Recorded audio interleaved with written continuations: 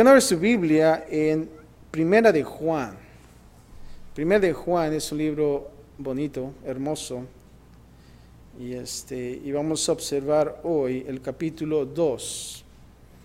Y dejamos el último versículo 14, so vamos a continuar en el versículo 15. Vamos a tomar el versículo 15 para comenzar. Y no vamos a terminar el capítulo completo porque hay más información, pero vamos a tratar de observar áreas importantes en lo que es esta carta. Esta carta fue escrita por ¿quién? Por Juan, ¿no? ¿Se acuerdan de Juan? Y vamos a ver hoy y continuando acerca de los impedimentos para una comunión con Dios. El libro de Juan es un libro importante para nosotros en la vida cristiana. ¿Y por qué? Bueno, creo que Juan es muy claro en su carta y nos exhorta a que nosotros podamos tener un gozo completo, pero más aún así, tener esa comunión con Dios, tener esa relación. No es acerca de una religión, es acerca de una relación con Dios. Y creo que el Primera de Juan es un libro importante para entender qué es la comunión con Dios. Y el estudio pasado vimos la parte número 1, ¿se acuerdan de la comunión y el problema del pecado? Y cuando nosotros tenemos comunión, siempre el enemigo está estorbando y trae el pecado a nosotros.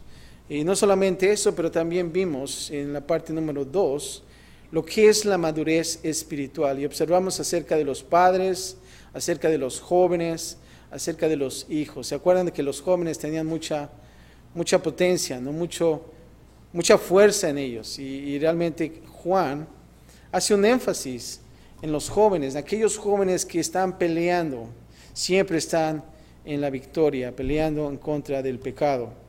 Y fue algo interesante también, no solamente eso, pero también con los padres. Pero ahora vamos a ver y vamos a despegar, si lo puedo decir así, continuar acerca de la parte número 3, del 15 al 17, que es un ataque a nuestra comunión con Dios. Ataque a nuestra comunión con Dios. Comunión va con una M, no sé por qué es una equivocación ahí de computadora. Pero un ataque a nuestra comunión. Y vamos a observar qué es lo que, cuando nosotros tenemos comunión, el enemigo comienza a atacar. Y vamos a ver acerca de lo que es la primera parte, lo mundano. Y vamos a entender qué es eso, lo mundano, qué es. Y vamos a comenzar con el versículo 15, el problema de lo mundano.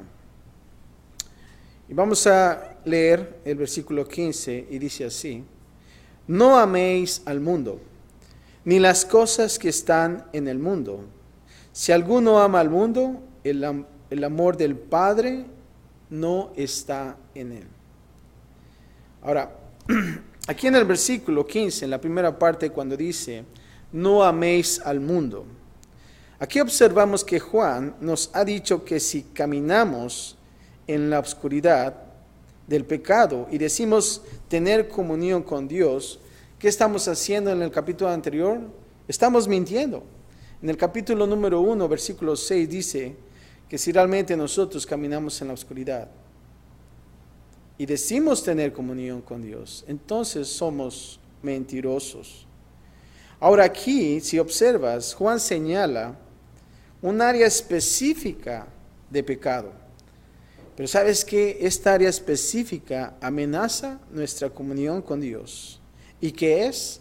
Bueno, aquí lo dice, lo mundano. Cuando dice, y observamos aquí, dice el amor al mundo. Ahora, en la segunda frase, cuando dice no améis al mundo, ni las cosas que están en el mundo. Ahora, aquí el mundo, en el sentido al que Juan se refiere, no estamos hablando de lo que podemos entender el globo terráqueo, ni tampoco es la masa de humanidad a que nosotros vemos en Juan 3:16, ¿se acuerdan de ese versículo? Porque de tal manera amó Dios al mundo. No está hablando acerca de eso Juan, pero es la comunidad de humanidad pecadora que está unida en rebelión contra Dios. Ese es el mundo. una vez más, es la comunidad de humanidad pecadora que está unida en rebelión contra Dios. Ahora, uno de los primeros ejemplos que nosotros podemos ver acerca de lo que es el mundo, cuando Juan aquí está diciendo no améis al mundo, lo podemos observar en la Biblia y creo que nos ayuda a entender un poco más acerca de lo que el mundo es. Si tú vas al capítulo de Génesis, capítulo 11, nos habla de la sociedad humana unida en rebelión en contra de Dios. ¿Saben dónde? En la Torre de Babel. Todos conocen la Torre de Babel, ¿no? La historia. Aún así, en los libros seculares de primaria quizás puedes observar esa historia, así están. Pero la Torre de Babel es un ejemplo de lo que es el mundo. Y solamente te voy a dar unas observaciones acerca de esta historia, pero tú en el capítulo 11 de Génesis puedes encontrar la historia completa. Pero haciendo unas observaciones, aquí en esta Torre de Babel había un líder antidios. ¿Y saben cómo se llamaba? Nimrod. Ustedes han escuchado quizás ese nombre, Nimrod. Ese era el líder antidios. Y también hubo una rebelión contra Dios organizada, porque ellos desobedecieron el mandato de ¿qué? De dispersarse por todo el mundo. Dios dijo, ¿saben qué, guys? ¿Saben qué, muchachos? Dispérsese. Pero no lo hicieron así. Al contrario, si tú ves la historia, dicen, hagamos todos juntos. Sí se puede, ¿verdad? Como nosotros a veces decimos. Pero no era lo que Dios había mandado. También hubo una directa desconfianza, fíjate, de la palabra de Dios y su promesa. Al construir lo que probablemente era una torre, ¿saben para qué? Para protegerse de alguna futura inundación. Estamos hablando que el diluvio ya había pasado, el arca de Noé ya había pasado, y ahora lo que quieren hacer es una torre. ¿Para qué? Para protegerse de otra inundación. Ahora, la historia completa de la Torre de Babel nos muestra otro hecho fundamental del sistema del mundo. Están en una rebelión contra Dios. Ahora, el progreso, tecnología, gobierno y organización del mundo puedes hacer al hombre más rico, pero ¿sabes qué? No mejor. Podemos tener todo ese progreso y más quizás cuando observamos este país, mucha tecnología. Si te das cuenta, en menos de 20 años, la tecnología ha avanzado drásticamente. Yo me acuerdo mi primera computadora en 1995. Era lo máximo. Nadie tenía una laptop. Y yo tenía la primera laptop. Y realmente era lo máximo. Ahora fíjate, desde el 95 hasta el día de hoy, todo lo que ha trascendido de tecnología es exagerado. Y llegó un tiempo que yo pude armar computadoras y llegó un tiempo que yo ya dejé de estudiar eso y ahora ya me siento ignorante de eso. ¿Por qué? Porque la tecnología avanza muy rápido. Pero vemos aquí que todas estas cosas realmente podemos pensar que somos ricos, pero ¿sabes qué? No mejores. Por el hecho de que nos gusta estar mejor económicamente, ¿sabes qué? Es fácil enamorarse del mundo. Y date cuenta, cuando nosotros llegamos por primera vez a este país, queremos hacer mucho dinero y es fácil. Cuando comencé en mis primeras etapas como joven, yo trabajaba bastante y quería hacer mucho dinero. Tenía 3 trabajos y todavía iba a la escuela.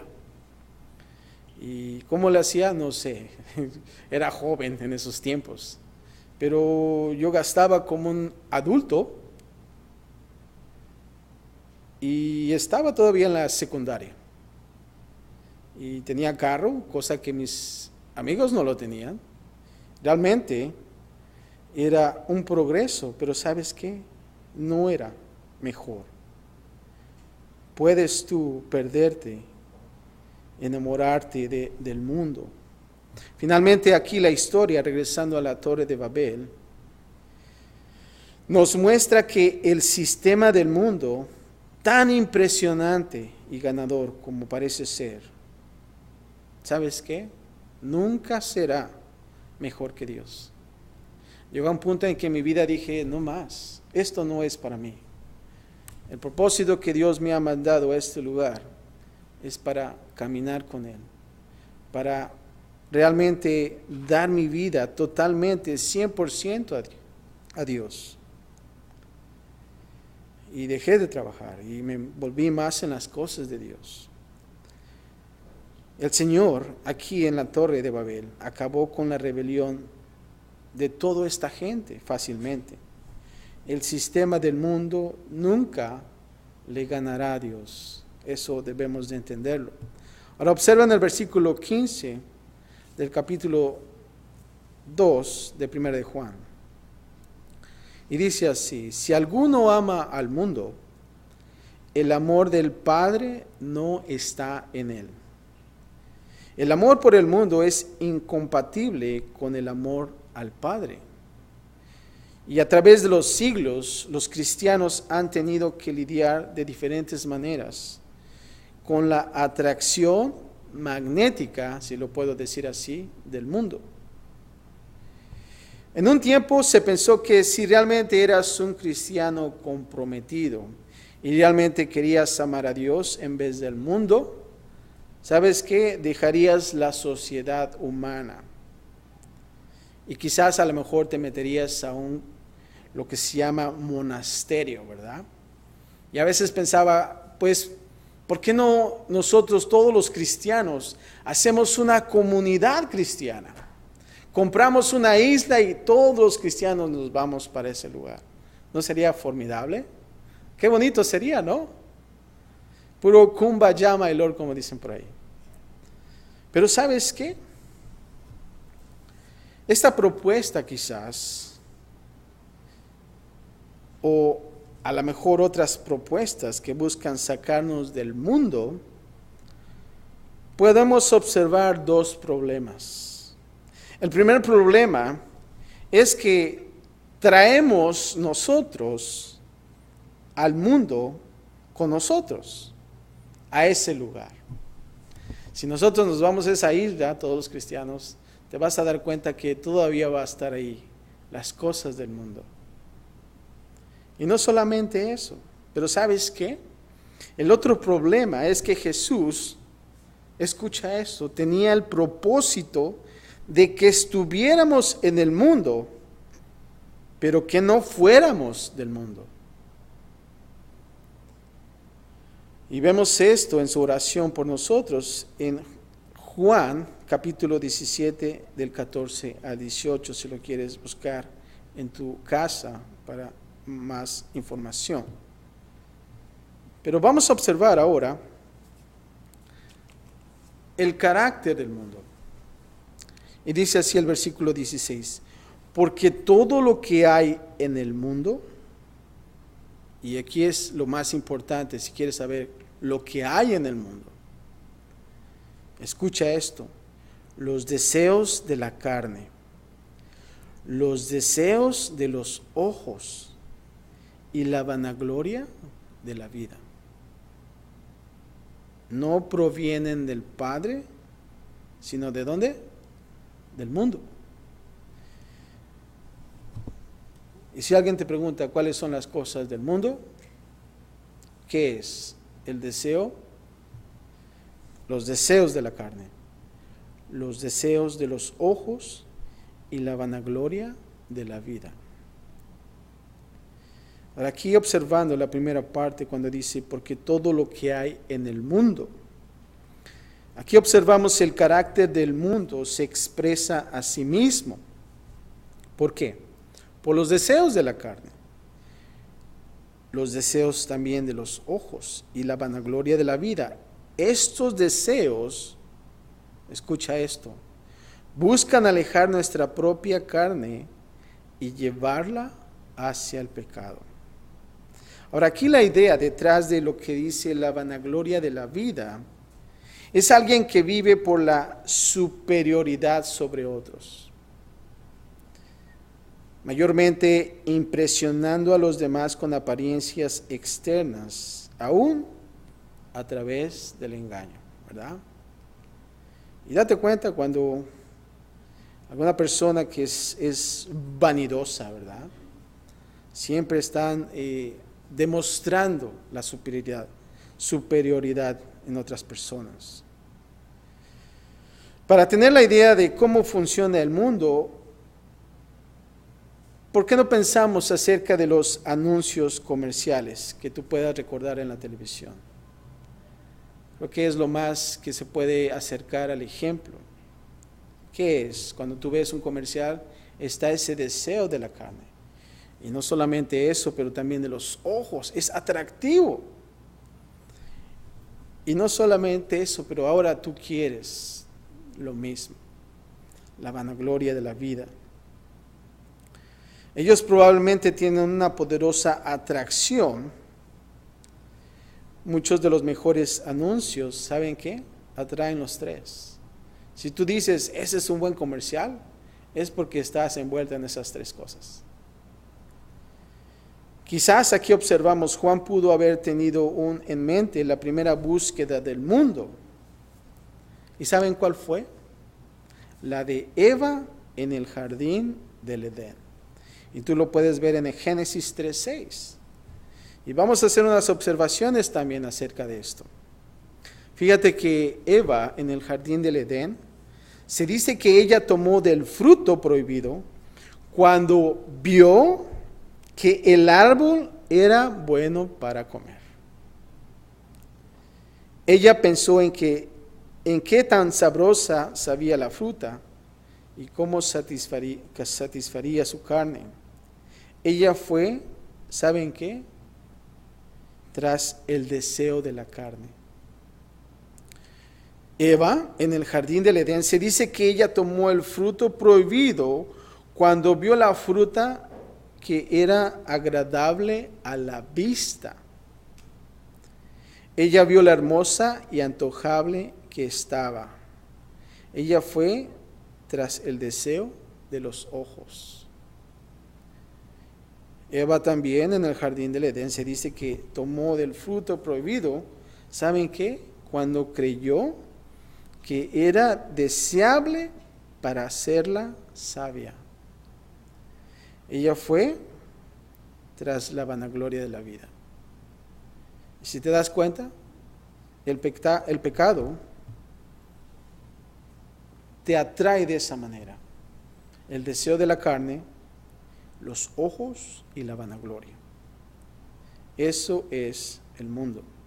Ahora, observan la parte 16, en la segunda parte, cuando dice, no provienen del Padre. Así es que no le eches la culpa a Dios. Oh, es que Dios.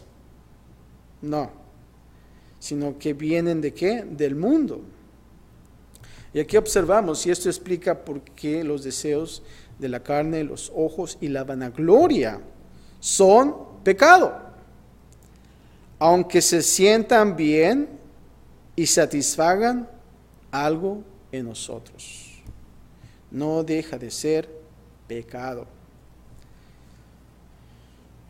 Dios sabe que tenemos una naturaleza carnal y un cuerpo con necesidades físicas que nos hacen sentir bien cuando las satisfacemos.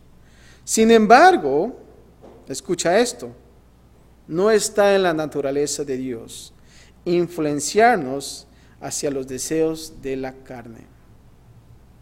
También Dios sabe que tenemos ojos y que la apariencia significa mucho para nosotros.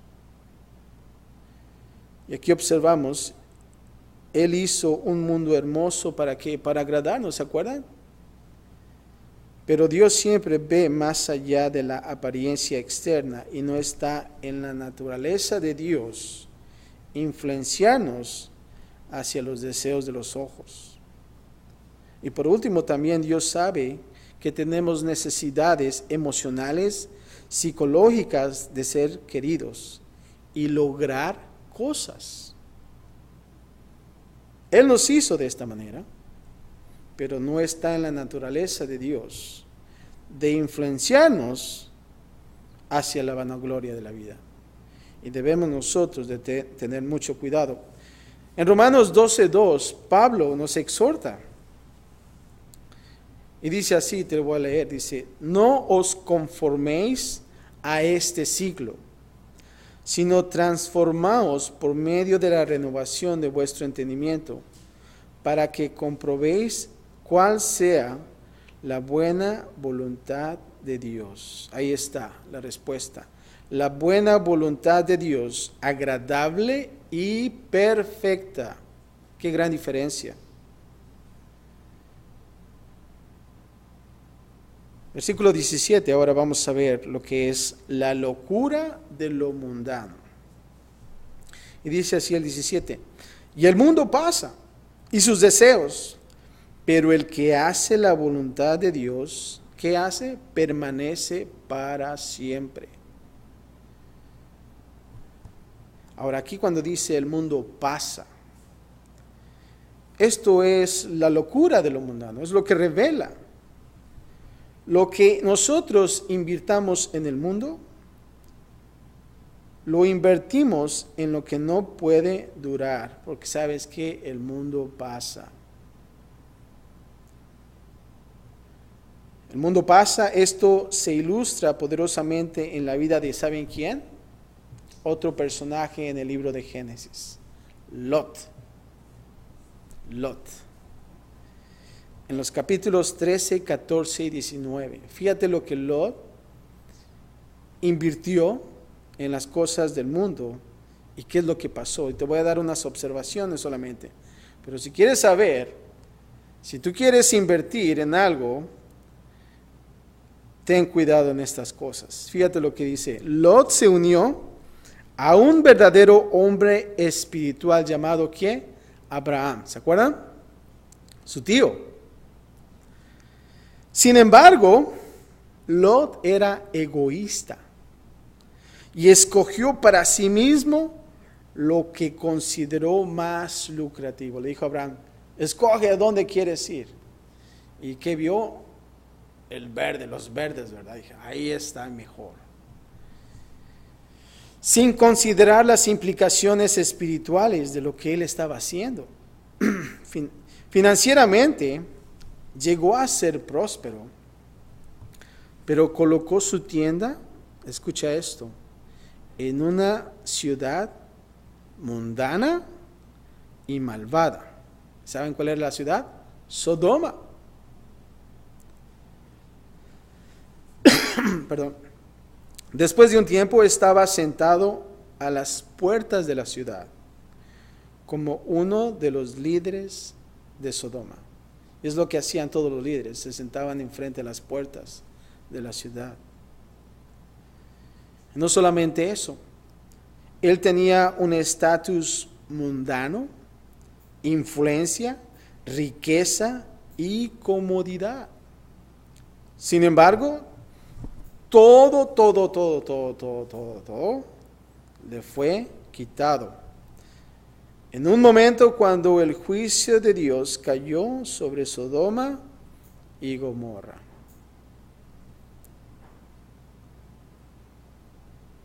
Y hasta la mujer perdió, ¿verdad? Y dijo, sal, ¿verdad? Se convirtió en sal, ¿verdad? Lot invirtió en el lugar equivocado. ¿Y sabes qué? Padeció. Porque el mundo pasa. El mundo pasa. Versículo 17 en la tercera parte, cuando dice, el que hace la voluntad de Dios permanece ¿para qué? Para siempre. Esa es la clave. ¿Tú quieres tener éxito en lo que tú estás haciendo? Ponlo en las manos de Dios, en su voluntad. ¿Sabes por qué? Porque esto es muy claro. Permanece para siempre. Y aquí observamos un contraste. Es mucho más sabio invertir nuestras vidas en aquello que no se perderá. Así es que no hay que perder el tiempo. Debemos nosotros hacer que la voluntad de Dios. La pregunta es, ¿sabes la voluntad de Dios en tu vida? ¿Sabes que estás haciendo lo correcto? Y creo que es bueno que nosotros podamos meditar en eso. Ahora, no es para espantarte, ¿verdad? Pero simplemente decir, Señor, ¿sabes qué? Necesito saber si yo lo que estoy haciendo es lo que tú quieres que yo haga. Cuando yo fui joven, todavía estoy joven, pero no tanto. Yo quería estudiar, yo quería ser doctor. No sé, se me metió esa idea de ser doctor. Y estaba estudiando arquitectura. Y simplemente dije, no, ¿sabes qué? La iglesia para mí no lo es. Y dije, yo voy a ser un hombre profesionista, tener una familia y a ver, dime que estoy mal, ¿verdad? Voy a la iglesia todos los domingos y es lo que quiero hacer. Y yo hablé con Dios acerca de eso. Y yo le dije, ¿sabes qué, Dios? Y eso es todo lo que quiero hacer. Y no quiero envolverme tanto en la iglesia. Mi familia está envuelta en la iglesia, pero yo quiero ser algo diferente. Sin embargo, no lo fue así. Dios movió cosas en mi vida que tuve que tomar una decisión. Ahora, todo estuvo bajo la voluntad de Dios. Si Dios hubiera querido que hubiera sido doctor, ¿sabes qué? Dios hubiera continuado abriendo esas puertas en mi vida. Sin embargo, no lo fue así. Pero en ese momento yo acudí con Dios y Señor, ¿qué quieres que yo haga? No, eso no es lo que yo quiero para ti. Pero creo que es bueno que nosotros observemos nuestra vida y analicemos, Señor, esto es realmente lo que tú quieres para mí. Y Él te va a contestar. Y tú vas a ver la mano de Dios en todo lo que tú estés haciendo. La parte número 4 ahora. Ataque nuestra comunión con Dios. Ahora, en cuanto a una falsa religión. Ya vimos acerca de lo mundano. El enemigo puede atacarte de esa manera. En los deseos de la carne, los deseos de los ojos y la vanagloria. Pero ahora vamos a ver acerca de una falsa religión. Y vamos a observar del 18 al 19. El peligro de la falsa religión, y es el espíritu del anticristo. Y vamos a ver de lo que se trata. Y dice así el versículo 18: hijitos, ya es el último tiempo, y según vosotros oísteis que el anticristo viene, así ahora han surgido muchos anticristos. Por esto conocemos que es el último tiempo. Versículo interesante. Aquí cuando dice 18 en la primera frase, hijitos, ya es el último tiempo. Aquí observamos que Juan vivió en constante expectación del regreso de Jesús, considerando su tiempo como el último tiempo. Cuando nosotros sabemos que Jesús va a venir por su iglesia, va a venir en un abrir y cerrar de ojos. Y tú te vas a dar cuenta. Y yo sé que ya nos están lavando el cerebro de desapariciones de gentes en las películas, de los zombies y todas esas cosas, ¿verdad? que tú ya ves esas movies que mucho antes no lo podías quizás ver, ¿no? Algo raro. Pero el enemigo a la par también está tratando de meternos esas cosas. Pero sabemos que Jesús viene por su iglesia. Y aquí Juan está en esa constante expectación. Jesús viene pronto. Puede ser mañana, no sabemos. Puede ser en un momento, no sabemos. Nadie sabe cuándo Él va a venir. Pero sí sabemos que estamos en los últimos tiempos. Y creo que nosotros debemos de tener la misma expectación así como Juan. Ahora, fíjate lo que dicen en la segunda parte, en el 18, cuando dice que el anticristo viene. Ahora es importante entender el nombre anticristo. ¿Y qué es? ¿No? Tú puedes decir, bueno, el prefijo anti puede significar lo opuesto a o en lugar de, ¿verdad? Ahora, el anticristo es el opuesto a Jesús o el en lugar de Jesús. Ahora, mucha gente se ha enfocado en la idea de opuesto a Jesús, porque tú piensas que el anticristo,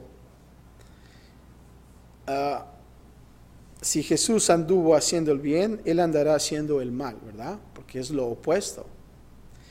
O que quizás que así como el carácter y personalidad de Jesús, que era hermosa y atractiva, piensas que el anticristo, en su personalidad, será que fea, repulsiva, que es lo opuesto. Que así como Jesús hablaba solo la verdad, Él hablará solo mentira. Esto enfatiza demasiado la idea de lo opuesto a Jesús. Pero algo interesante es que el anticristo será más bien algo como en lugar de Jesús, que la perspectiva cambia un poquito. Él se verá de maravilla, será encantador y exitoso, será el máximo ganador y aparecerá como el ángel de luz, ¿verdad? Nos va a engañar, van a ser engañados. Tú vas a decir, wow, esa persona va a ser el líder del mundo, ¿verdad? ¿Por qué? Porque realmente está trayendo muchas cosas buenas al mundo. Pero aquí en el versículo 18, en la tercera parte, cuando dice, el anticristo viene, así ahora han surgido muchos anticristos.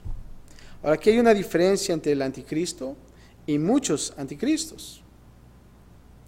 Ahora, este espíritu de anticristo encontrará su máximo cumplimiento en el anticristo, quien guiará a la humanidad hacia una rebelión de los últimos tiempos contra Dios. En otras palabras, aunque el mundo todavía espera ver la revelación del anticristo, hay pequeños avances, si lo puedo decir así, de este hombre y de su misión. En este caso, ¿qué son? Los anticristos, ¿verdad?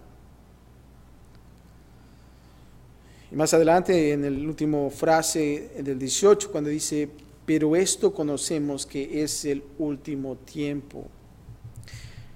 Esto indica que Juan esperaba que la presencia de muchos anticristos, de mucha gente que ofrece un Cristo sustituto y falso, era evidencia de la tardanza antes de la venida de Jesús. Y aquí observamos que Juan escribe esto. Era cierto en su tiempo, podemos decir que aún más en nuestro tiempo es cierto. Versículo 19 dice, salieron de nosotros. Observa, salieron de nosotros, pero no eran de nosotros. Porque si hubiesen sido de nosotros, habrían permanecido con nosotros. Pero salieron para que se manifestase que no todos son de nosotros. Cuando lees este versículo dices, wow, como que te marea un poquito, ¿verdad? Pero aquí cuando dice en la primera parte, salieron de nosotros, esto muestra que muchos de esos, como dicen muchos anticristos, en un tiempo u otro, se han identificado con el cuerpo de creyentes. El hecho de que dejaron el cuerpo de Cristo demuestra que nunca fueron de nosotros, ¿verdad? Salieron de ahí, pero nunca fueron de ellos. Aquí Juan está hablando de aquellos que abandonan la comunidad del pueblo de Dios para siempre. O sea, que salieron de ellos y ellos abandonan totalmente la comunidad del pueblo de Dios. Y esto revela que nunca fueron parte del pueblo de Dios, ¿verdad? Ahora aquí cuando dice, pero salieron para manifestarse que no todos son de nosotros. ¿Qué quiere decir esto? Bueno, el cristiano falso no se sentirá cómodo echando raíces en una iglesia saludable. Dos cosas pasan. O arregla su situación con Dios, o se va, ¿verdad? No hay de otra. O realmente se arrepiente y dice, no, yo quiero estar ahí. O prácticamente él abandona la comunidad. Versículo 20 al 23, ahora vamos a ver identificando el espíritu del anticristo. Pero vosotros tenéis que la unción del santo y conocéis todas las cosas. Vosotros tenéis la unción. Aquí Juan se refiere a una unción común que pertenece a todos los creyentes.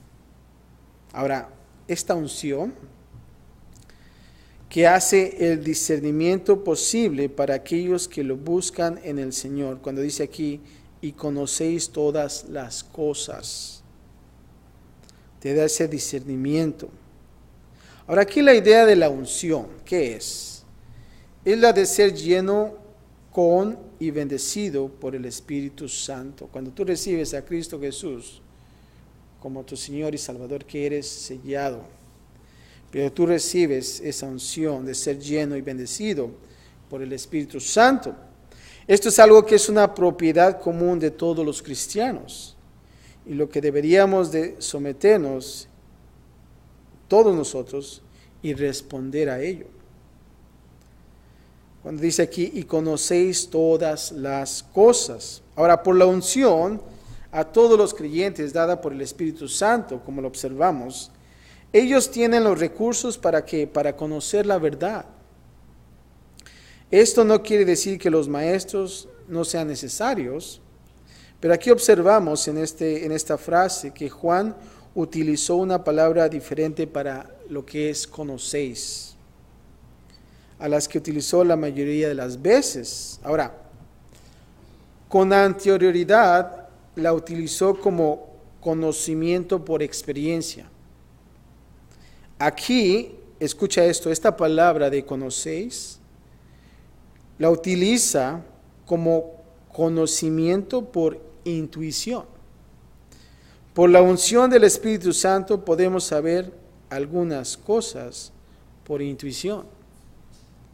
Versículo 21 dice, no os he escrito como si ignoraseis la verdad, sino porque la conocéis, y porque ninguna mentira procede ¿de qué? De la verdad. Y viene esta pregunta, ¿quién es el mentiroso? Sino el que niega que Jesús es el Cristo. Y subraya ese versículo porque es poderoso. ¿Quién es el mentiroso? Sino el que niega que Jesús es ¿qué? El Cristo. Está claro ahí. Y dice que este es anticristo. Muy fácil. El que niega al Padre y al Hijo. El contexto deja claro aquí que afirmar que Jesús es el Cristo tiene que ver con algo más que solo decir Él es el Mesías. La palabra Cristo es el Mesías. Tiene que ver con entender la relación entre Jesús y Dios el Padre. En otras palabras, alguien podría decir, yo creo que Jesús es el Cristo, como yo defino a lo que es la palabra Cristo. Pero debemos de creer que Jesús es el Cristo, el Mesías, como la Biblia define a Cristo. Escucha esto, el Mesías, quien es completamente Dios y completamente hombre, quien con toda perfección nos reveló a Dios el Padre. Y por último, el versículo 22, en la segunda parte, cuando dice, este es anticristo. El espíritu de anticristo se identifica a sí mismo que al negar a Jesús y al negar al Padre. Y aquí observamos y recordemos que Jesús y el Padre pueden ser negados aún por aquellos que parecen hablar bien de ambos. Y cuando tú tienes una conversación, ellos te hablan acerca de el Padre y del Hijo y te hablan bien de ellos. Pero ¿sabes qué? Niegan a Jesús y al Padre, sutilmente. Debemos de tener cuidado. Versículo 23 dice, todo aquel que niega al Hijo, tampoco tiene ¿qué? Al Padre. El que confiesa al Hijo, tiene también al Padre. Aquí Juan repite esta idea de que Jesús expresó con frecuencia, como nosotros estamos observando en los libros de los Evangelios, y está registrado. Jesús dijo esto, escucha, en Juan 13:20. El que recibe al que yo enviare, me recibe a mí. Y el que me recibe a mí, recibe al que me envió. Existen muchas personas que se ven espirituales o religiosas, sin embargo, ¿saben qué? Rechazan a Cristo Jesús. Y aquí observamos que aunque su religión o espiritualidad les puede servir de mucho en esta vida, dándoles una base de que de moralidad, también quizás de buen comportamiento, no les sirve de nada delante de Dios. ¿Por qué? Porque ellos están rechazando a Cristo Jesús. Y esos son los grupos que están en contra de Dios. Y debemos nosotros de tener cuidado. Y bien, vamos a dejarlo hasta ahorita en esa sección. Y vamos a continuar en la parte número 5, que es perseverando nuestra comunión. Creo que es importante que nosotros no perdamos acerca de este tema de la comunión con Dios. Y creo que como nosotros como cristianos debemos de mantenernos ahí en esa comunión. Y estamos observando algunos impedimentos. Y creo que es bueno que nosotros nos mantengamos ahí en esa comunión. La pregunta es, ¿tienes comunión con Dios? Si la tienes, bueno, sigue adelante. Pero si no, si hay una área en tu vida que dices, lo mundano es lo que realmente me está estorbando en mi vida.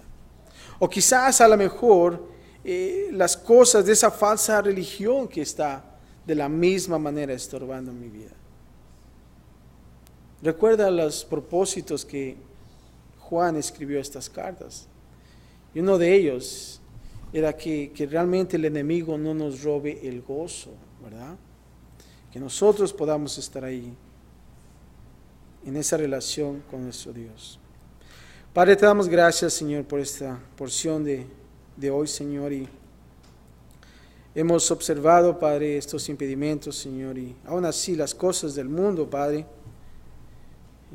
lo que es el deseo de la carne, Señor, de la vista, de los ojos, Señor, y la vanagloria, Señor. Padre, cuando nosotros analizamos nuestra vida, Señor, nos encontramos en esa flaqueza, Padre. Te pedimos que nosotros podamos seguir adelante, Señor.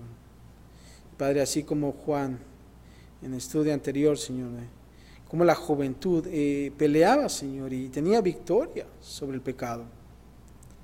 Padre, te pedimos, Señor, que si hay alguien aquí, Señor, estamos luchando en esa batalla, Señor, en nuestras vidas. Padre, danos fuerza y, Padre, que nosotros podamos acercarnos más y más a ti, Señor. No queremos ser cristianos hipócritas. No queremos ser cristianos, Señor, que tengamos dos vidas, Señor, sino, Padre, que nosotros podamos estar más y más cerca de ti, Padre. Padre, cuídanos y, Padre, gracias por esta porción de hoy. Padre, que podamos ahora salir, Señor, listos una vez más, Señor, para tener victoria en nuestras vidas, Padre. Gracias por todo, Señor, en Cristo Jesús. Y todos decimos amén. ¿Por qué nos ponemos de pie, hermano? Vamos a cantar una última alabanza.